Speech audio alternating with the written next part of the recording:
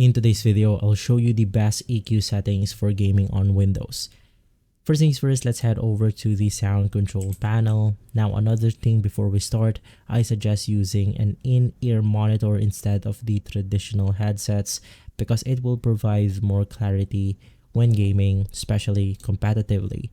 From here, once again, let's click on the sound control panel, navigate through playback, and you want to look for your headset. So in my case, it's going to be my main speaker or headset. Click on properties, and then you want to make sure that you have selected the 24-bit 48,000 Hertz studio quality, and then click on the enable audio enhancement. In this section, there's also another option called the loudness equalization, but we'll get more into that later. So just click on the spatial sound, and then you want to make sure to turn this on because this will replicate or this will emphasize where the audio is coming from. So if there's an enemy behind you, you will be able to hear it more clearly. Now, speaking of the loudness equalization, unfortunately, it isn't available on my Windows, but it will look something like this. You want to make sure to enable this option.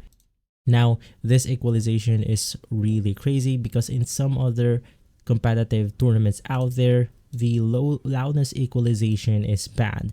As you can see, it's officially banned in Call of Duty Pro League. So what this will do is that it will emphasize the low audio sound. So for example, if you hear a footstep, it will then boost that sound, making you hear it more clearly. And if you hear some loud sounds, it will then make it softer for you to hear footsteps, even though there's a lot of things happening inside your game. From there, I also suggest using another option or another application called SoundSight. Basically, with this one, when you open up the application, it will then point out where the audio is coming from. So let's say that there's an enemy right beside you. It will then point out where the sound is coming from, as you can see right here. And once again, I suggest using something like an in-ear monitor like this one. And so guys, if this video has been helpful, leave a like, subscribe, and follow Guide to Everything for more videos like this. Thanks for watching.